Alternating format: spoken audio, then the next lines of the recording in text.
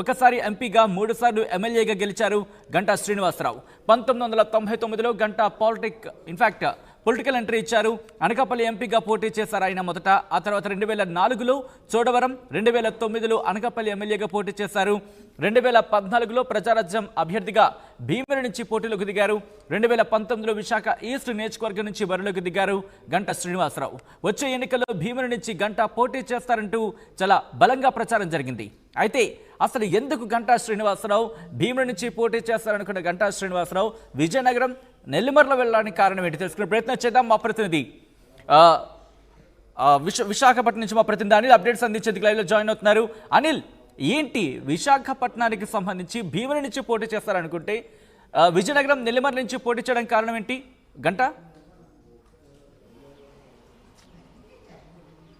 Thank you Sachin. Visakhapatnam రాజకీయాల్లో అనూహ్య పరిణామాలు చోటు చేసుకుంటున్నాయి. ఇటు వైఎస్ఆర్ కాంగ్రెస్ పార్టీతో పాటు తెలుగుదేశం పార్టీలో కూడా కొత్త వ్యూహాలన్నీ తెరపైకి వస్తున్నటువంటి పరిస్థితి ఉంది.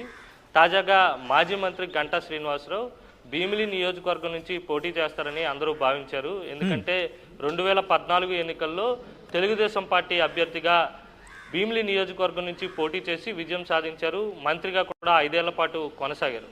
1999లో రాజకీయ అరంగేట్రం చేసినటువంటి గంటా శ్రీనివాసరావుకి విశాఖపట్నం జిల్లాలోనే కాదు ఉత్తరాంధ్ర వ్యాప్తంగా కూడా ఆయనకు చాలా పెద్ద ఎత్తున రాజకీయాల్లో చాలా స్థానం ఉందనే చెప్పాలి. అందుకు అనుగుణంగా ఆయన ఇప్పుడు ఏ నియోజకవర్గం నుంచి పోటీ చేయబోతున్నారనే ఉత్కంఠ అందరిలోనూ నెలకొందనే చెప్పాలి. ఎందుకంటే 1999లో రాజకీయ అరంగేట్రం చేస్తే తొలుత అనకాపల్లి ఎంపీగా పోటీ చేసి విజయం సాధించారు. ఆ తర్వాత జరిగినటువంటి 2004 ఎన్నికల్లో చోడవరం ఎమ్మెల్యేగా పోటీ చేసి తెలుగుదేశం పార్టీ నుంచి విజయం సాధించారు. ఆ తర్వాత జరిగినటువంటి 2009 ఎన్నికల్లో అనకాపల్లి ప్రజారాజ్యం పార్టీ అభ్యర్థిగా ఆయన పోటీ చేసి విజయం సాధించడం జరిగింది. 2014లో తెదేపా భీమిలి నియోజకవర్గ అభ్యర్థిగా పోటీ చేసి విజయం సాధించారు. ఇలా చూసుకున్నట్లయితే కనుక 2019 ఎన్నికల్లో విశాఖ నార్త్ నుంచి పోటీ చేసి విజయం సాధించారు. ప్రస్తుతం ఇప్పుడు నార్త్ ఎమ్మెల్యేగా కొనసాగుతున్నారు. ఇలా చూసుకున్నట్లయితే 1999 నుంచి మొదలుపెట్టి 2019 వరకు చూసుకుంటే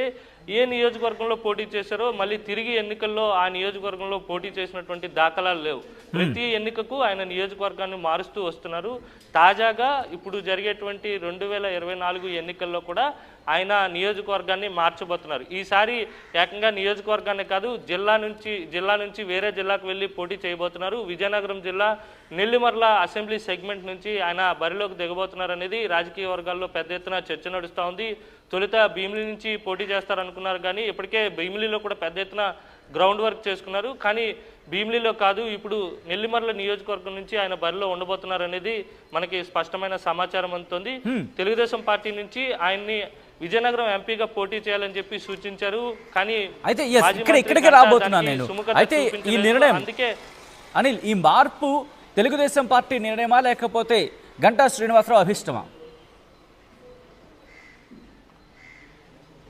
తెలుగుదేశం పార్టీ అయితే మాత్రం ఆయన్ని పార్లమెంటుకు పంపించాలనే ఉద్దేశంతో విజయనగరం పార్లమెంట్ నుంచి బరిలోకి దిగాలని సూచించింది. దానికి సుముఖత చూపించినటువంటి గంటా శ్రీనివాసరావు ఆయన నెల్లిమర్ల నియోజకవర్గం నుంచి పోటీ చేసి అక్కడి నుంచే నేరుగా అసెంబ్లీకే పోటీ చేయాలని చెప్పి ఆలోచించినటువంటి నేపథ్యంలో ఒకవేళ ప్రభుత్వం వస్తే కనుక మంత్రివర్గంలో ఖచ్చితంగా కొనసాగాలనేది ఆయన అభిష్టంగా మనకి స్పష్టమవుతుంది. ఎందుకంటే 2009 అనకాపల్లిలో గెలిచిన తర్వాత అప్పుడు ప్రజారాజ్యం పార్టీ కాంగ్రెస్లో మెర్జ్ అయిన తర్వాత ఆయన మంత్రిగా పనిచేశారు. ఆ తర్వాత 2014 ఎన్నికల్లో భీమిలి కాన్స్టిట్యున్సీ నుంచి విజయం సాధించిన తర్వాత 5 ఏళ్ల పాటు విద్యాశాఖ మంత్రిగా మాజీ మంత్రి గంటా శ్రీనివాసరావు కొనసాగినటువంటి నేపథ్యంలోనే వచ్చేటువంటి ఎన్నికల్లో కూడా ఆయన అసెంబ్లీ సెగ్మెంట్కి పోటీ చేసి ఒకవేళ రూలింగ్ వస్తే కనుక మంత్రి పదవి పోషించాలనేది ఆయన అభిష్టంగా కనబడుతుంది. ఏదేమైనప్పటికీ కూడా వేగంగా రాజకీయ సమీకరణాలు మారుతున్నాయి.